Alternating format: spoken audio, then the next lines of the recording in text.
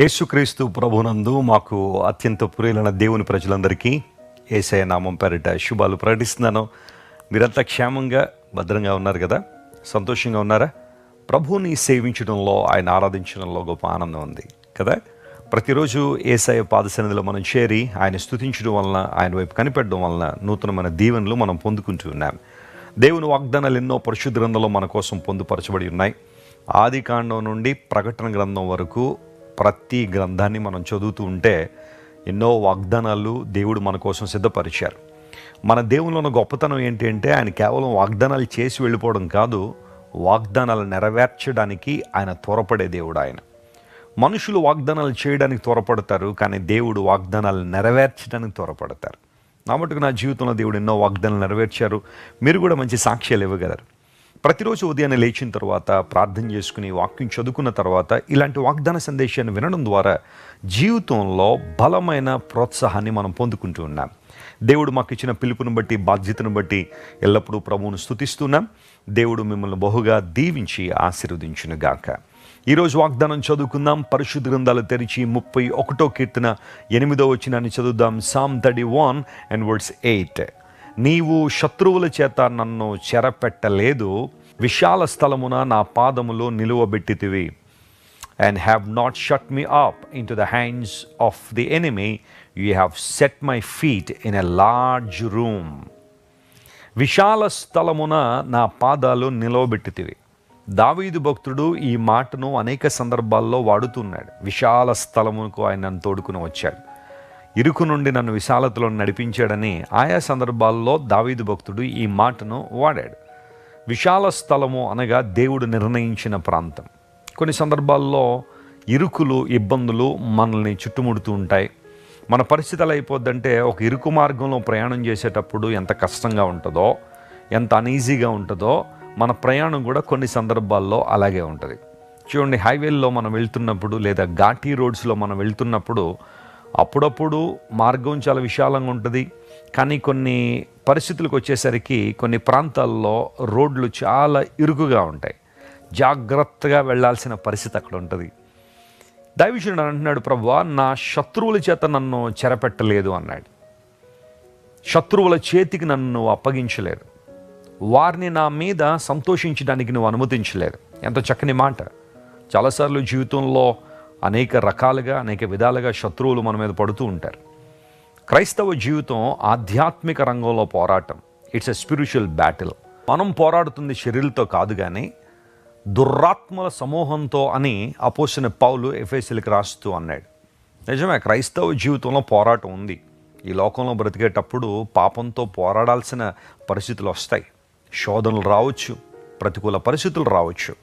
ఉత్తమమైన వాటిని అనుసరిస్తున్నందుకు చాలామంది శత్రువులుగా మారి నిన్ను కృంగదీయాలని, నీ ప్రోగ్రెస్ని అడ్డుకోవాలని, నీ ఆధ్యాత్మిక అనుభవాలన్నీ కూడా నిలుపు చేయబడాలని చాలామంది ప్రయత్నం చేస్తూ ఉంటారు.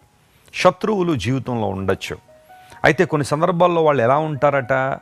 పై వచనాల్లో అంటాడు కీర్తనకారుడు, శత్రువులు రహస్యముగా వలలు ఒడ్డారు అన్నాడు.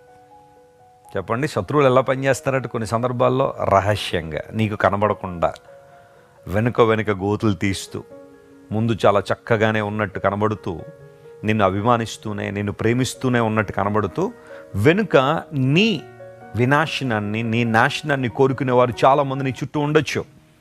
అయితే బైబిల్ సెలవిస్తూ ఉంది, అలాంటి వారు రహస్యంగా ఒడ్డిన వలల్లోంచి నీవు నన్ను విడిపించావు. What a wonderful God we are serving. ఎంత గొప్ప దేవుడిని మనం ఆరాధన చేస్తున్నాం. మీకు విషయం తెలుసా? దేవుడు ఎన్ని రకాలుగా నేను కాపాడుతానంటే, కొన్ని సందర్భాలు ఆయన ఎక్కడెక్కడి నుంచి, ఏ పరిస్థితి నుంచి కాపాడుతున్నాడో మనము అవగాహన కూడా చేసుకోలేం. ఆయన తన పని తాను చేసుకుంటూ వెళ్తున్నాడు. ఆయన కొన్ని మనకు అవగతం అవ్వచ్చు, అవ్వకపోవచ్చు, కానీ దేవుడు మాత్రం తన విశ్వాస్యతను కొనసాగిస్తున్నాడు, తన నమ్మకత్వాన్ని కొనసాగిస్తున్నాడు. మన జీవితాల్లో ఈ సాక్ష్యాన్ని మనం కలిగి ఉన్నాం. ఎన్నోసార్లు మన మీద పడాల్సిన ఉపద్రవాలను, మన మీద పడాల్సిన రోగాలను, మన మీద పడాల్సిన నిందలను ప్రభువు అడ్డుకున్నారు. అందును బట్టి మనం ప్రభువును స్తుతించాలి. శత్రువుల చేత నన్ను చెరపట్టనేయలేదు ప్రభువా, నువ్వు ఎంత మంచి దేవుడు. God is working on your behalf. నీ పక్షంగా దేవుడు పనిచేస్తున్నాడు. And he stands by you. నీ కొరకు ఆయన నిలబడుతున్నాడు. ఏ విశ్వాసంతో అయితే నువ్వు ప్రభువును అంగీకరించావో, ఏ దేవుణ్ణైతే నీ గుండెల్లో పెట్టుకుని ఆరాధన చేస్తున్నావో, ఏ దేవుణ్ణైతే నీ హృదయంలో ప్రతిష్ఠించి ప్రభువుని స్తుతిస్తున్నావో, ఆ దేవుడు నిన్ను విడిచిపెట్టేవాడు కాదు, నిన్ను శత్రువుల చేతికి అప్పగించేవాడు కాదు. ఆయన నీ కొరకు నిలబడేవాడు, నీ పక్షాన పోరాడేవాడు. షడ్రక్, మేషక్, అబేద్నెగోలు బైబిల్లో మనం చూస్తే నెబుకద్నెజరు ద్వారా చెరపట్టబడి వారు అగ్నిగుండంలో వేయబడినప్పటికీ 4వ వాడిగా దేవుడు వారితో సంచరించాడు. బబులోన్ దేశంలో దేవుడు వారితో ఉన్నాడు. నువ్వు ఏ దేశంలో ఉన్నా, ఏ పరిస్థితుల్లో ఉన్నా, గాడ్స్ ప్రెజెన్స్ నీతో ఉంది. You can claim God's presence over your life. నువ్వు ఒంటరివి కాదు. అలాంటి పరిస్థితుల్లో దేవుడు వారిని వదిలిపెట్టేసి ఉంటే షడ్రక్, మేషక్, అబేద్నెగోల చరిత్ర వేరేగా ఉండదేమో. కానీ దేవుడు వారితో ఉన్నాడు కాబట్టే అగ్ని వాసన కూడా రాలేదట, తల వెంట్రుకలు కూడా వాసన రాలా. అంతగా దేవుడు ప్రొటెక్ట్ చేశాడు. My dear friend, don't worry about anything, be anxious for nothing. దేనికి నువ్వు చింతపడొద్దు, అధైర్యపడొద్దు, కృంగిపోవద్దు, శత్రువులు పెరిగిపోతున్నారని బాధపడద్దు. వారు ఒడ్డిన ప్రతి వలలోంచి దేవుడిని విడిపిస్తాడు. ప్రతి అంశము గొప్ప సాక్ష్యంగా ఉంటుంది. నీ జీవితంలో మేలు చేసేవాడు ఆయన. అంత మాత్రం కాదు, ఆ వచనాన్ని మనం చదివితే, విశాల స్థలములో నా పాదాలు నిలబెట్టు. ఈరోజు నువ్వు ఏ ఇరుకులైతే ఉన్నావో దేవుడు నిన్ను జ్ఞాపకం చేసుకుని విశాల స్థలంలో నడిపించబోతున్నాడు. నమ్మిన వారు దేవునికి స్తోత్రం చెల్లిద్దాం. నీ పాదములు బ్రాడ్ అండ్ లార్జ్ రూమ్లో దేవుడు నిలబెట్టబోతున్నాడని లేఖనాల్లో రాయబడింది. ఈ వాగ్దానాన్ని క్లెయిమ్ చేసుకుని ప్రభువుని స్తుతించండి. గొప్ప కార్యాలు మీ జీవితంలో జరుగుతాయి. ప్రేమగల తండ్రి, గొప్ప దేవా, నీ కొందనాలు. మీరు మాకు ఇచ్చిన వాగ్దానాన్ని బట్టి నీకు స్తోత్రాలు. అనేక మంది శత్రువులు మా చుట్టూ ఉన్నా వారిని మా మీద సంతోషింపనీయక నీ కృపను మా మీద కృమ్మరిస్తున్నందుకు నీకు స్తోత్రాలు ప్రభువా. రహస్యముగా వారు ఎన్నో వలలు వడ్డి మమ్మల్ని నష్టపరచాలని, బాధపరచాలని ప్రయత్నం చేస్తున్నప్పటికీ నీ కృప మాకు తోడుగా ఉన్నందువలన విశాల స్థలములో మా పాదాలు నిలిపినందుకు నీకు వందనాలు. ఈరోజు మా ప్రియులు ఎవరైతే ఇరుకులో ఉన్నామో అని అనుకుంటున్నారో వారందరినీ విశాల స్థలం నడిపించి అద్భుతాలు చేయండి. బలమైన నీ అభిషేకంతో వారిని తాకండి. ఈ రోజంతట్లో కావలసిన కృప పరిశుద్ధాత్మదేవ నీవే కృమ్మరించి అద్భుతాలు చేయమని కోరుకుంటూ యేసుక్రీస్తు నామం పేరిట అడిగి వేడుకొనిచున్నాం తండ్రి. Amen, amen. God bless you dear friends. Have a wonderful day.